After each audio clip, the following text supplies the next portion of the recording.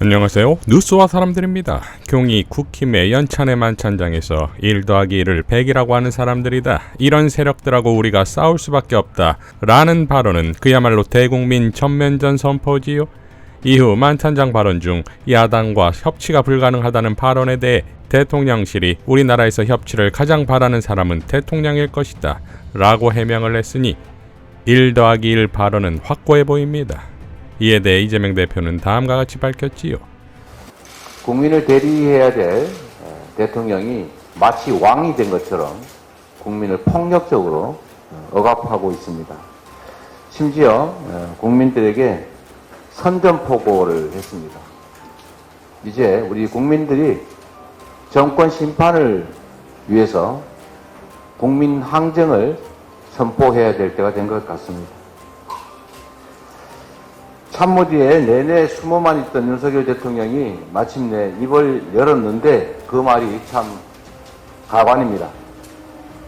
여당 연찬회에서 1+1을 100이라고 하는 사람과 싸울 수밖에 없다라고 했는데 이는 결국 국민을 통합해야 될 대통령이 오염수의 우려를 표하는 국민의 정당한 목소리를 셈도 잘 못하는 미개한 사람 취급하면서 결국 국민들을 향해서 싸우겠다라고 선포한 것 아닌가 생각됩니다. 국민에 대한 선전포고입니다.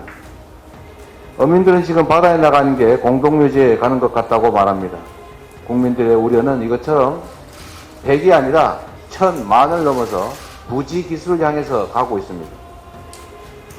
일본의 핵오염수 투기를 용인하고 막기는커녕 두둔만 해온 윤석열 정부가 스스로 만들어낸 현상 아니겠습니까?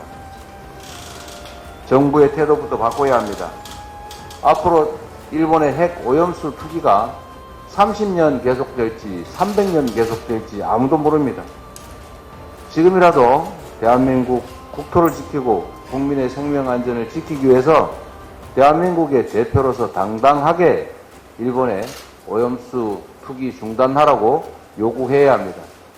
국민의 피해에 대해서 국민에게 사죄해야 합니다.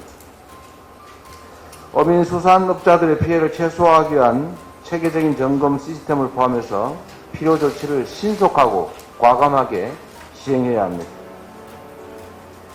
국민들이 마음 놓고 수산물을 소비할 수 있는 환경을 지금이라도 만들어 가야 합니다. 국민의 분노가 임계점에 이르고 있다는 사실을 명심하기 바랍니다. 국민은 대통령이 싸워야 될 상대가 아니라 존중해야 될 주권자요, 주인임을 명심하기 바랍니다.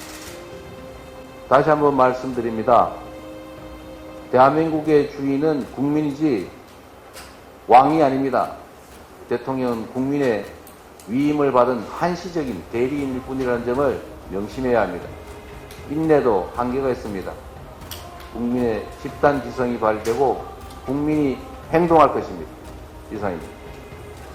자, 싸움은 국민만이 아닙니다. 대한민국 해병가도 싸우고 있지요. 박시영TV에 출연한 김종대 의원은 다음과 같이 밝혔습니다. 국방부 검찰관이 그래서 박정훈 대령을 항명수계로 입건해가지고 구속을 시켜야 되는데 네. 그러려면 진술이 하나 나와야 되거든요. 해병대 사령관이 네네. 지시를 전달한 자니까 예. 분명히 나는 박 대령한테 이첩하지 말라고 지시했다. 근데 이놈이 말을 안 듣고 경북경찰청으로 갔다. 이렇게 해병대 사령관이 진술을 해줘야 되는데 네. 사령관이 여태까지 버틴 거예요. 지금까지? 야. 그러니까 해병대 전체가 지금 대통령하고 싸우고 있는 거예요. 그러네요. 저 박정훈 대령뿐만이 아니요. 이재명 대표는 또 이렇게 발언했지요. 박정훈 전 해병대 수사단장이 제출한 진술서에 외압의 배경으로 윤석열 대통령의 의중이 있었다는 내용이 담겼다고 합니다. 국방부 장관이 결재까지 한 결과를 갑자기 뒤집고 수사단장에게 항명수괴죄라는 해괴한 죄를 뒤집어 씌워야 했던 보이지 않는 힘, 그게 바로 대통령이었다는 것입니까? 대한민국 청년이 국방의 의무를 다하다가 국가의 잘못으로 하루아침에 목숨을 잃었습니다. 진상을 철저히 규명하라고 엄명해도 부족할 판에 이미 수사단이 조사한 결과를 뒤집고 그 결과를 숨기라고 지시를 했다면 이건 명백한 직권남용의 범죄 아닙니까? 온 국민이 주목하고 있습니다. 윤석열 대통령이 이제 이 문제에 대해서 직접 답해야 합니다. 침묵은 금이 아니라 해악입니다. 우리 민주당은 해병 사망 사건의 진상은 물론이고 해병 사망 사건의 진상을 은폐하려 한 의혹에 대해서도 특검을 통해서 철저하게 진상을 규명해 나가겠습니다. 해병대원 사망사건 진상규명 TF 단장인 박주민 의원도 다음과 같이 밝혔지요. 우려했던 상황이 현실이 되고 있습니다. 해병대원 사망사고에 책임져야 할 사단장의 혐의는 사라지고 절차에 따라 엄정한 수사를 지휘했던 해병대 수사단장에 대한 보복수사와 징계만 착착 진행되고 있습니다. 국회 상임위에서 확인된 국방부 장관과 법무관리단의 거짓 증언과 직권남용 혐의, 수사 결과 축소가 의심되는 국방부 검찰단의 재검토, 대통령실의 개입 의혹 등은 여전히 해소되지 않고 있습니다. 또한 이미 국회 상임위에서 확인한 대로 국방부 장관을 비롯한 관련자들의 거짓 주장이 반복되고 있는 상황인 만큼 서로 진술을 맞추고 증거를 인멸할 가능성이 높습니다. 특히 해병대 수사단의 수사기록 원본과 국방부 검찰단이 경찰에서 빼돌린 수사기록, 온 나라 시스템상의 전산기록 및 내부 보고자료 등을 신속히 확보하여야 하는 상황입니다. 이에 우리 TF는 수일 내로 고발인과 혐의가 적시된 고발장을 공수처에 접수할 계획입니다. 한편 8월 27일 해병대원 사망사건 국정조사 국회 국민청원이 열흘 만에 5만 명의 동의를 얻어 요건을 충족했습니다.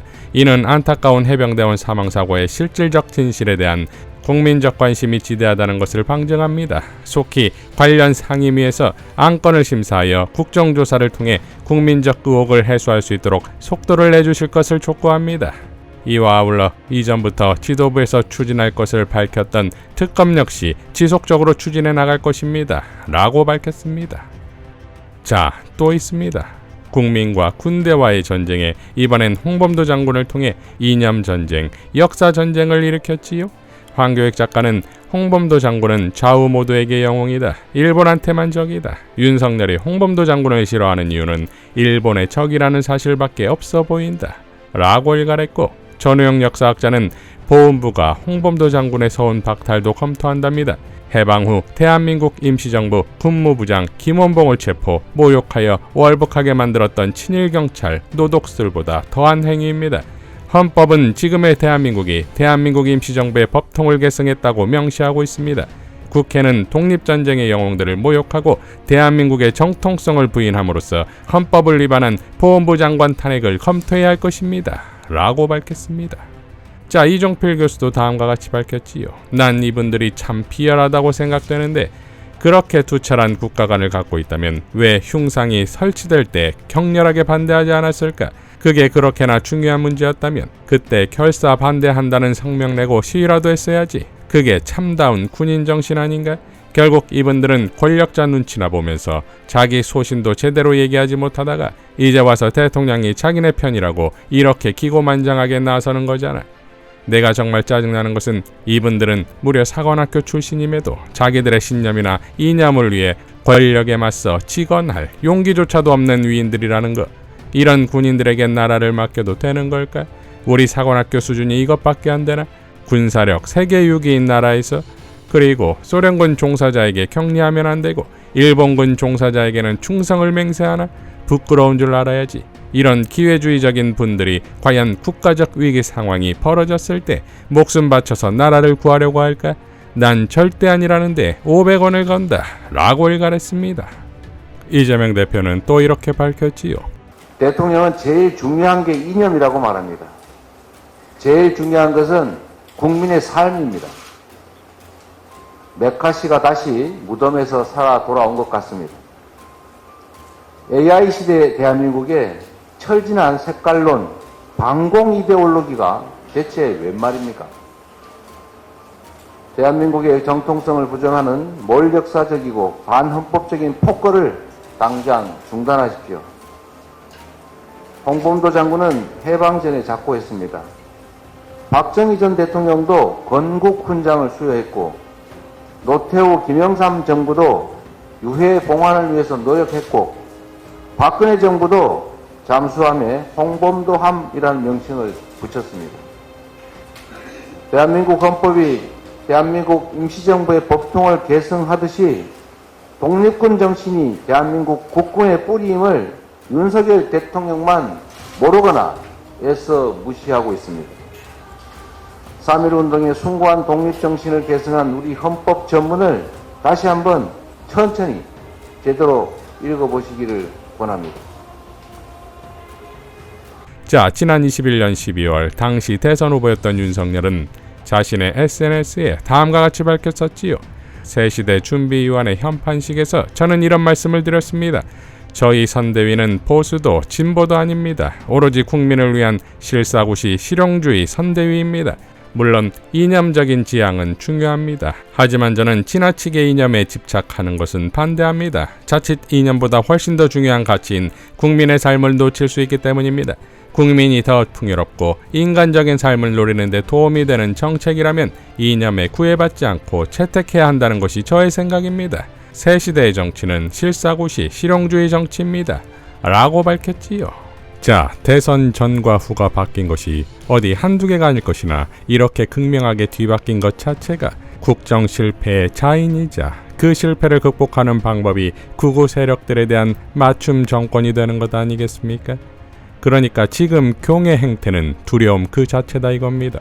전 국민이 반대하는 핵폐수 방류에 대해 당당하게 나서지 못하고 국힘당 의원들 전원을 모아놓고 그것도 만찬장에서나 말할 수 있는 그런 상태다 이거지요. 집권 1년 차에는 무속으로, 집권 2년 차에는 친일과 극우로 나라를 뒤흔들며 해병과 싸우고 홍범도와 싸우고 국민과 싸우겠다는 정권. 그래서 못 이기면 일본이라도 데리고 올 이 정권을 이제는 국민들이 심판해야 합니다. 이상 뉴스와 사람들이었습니다. 시청해 주셔서 감사드립니다.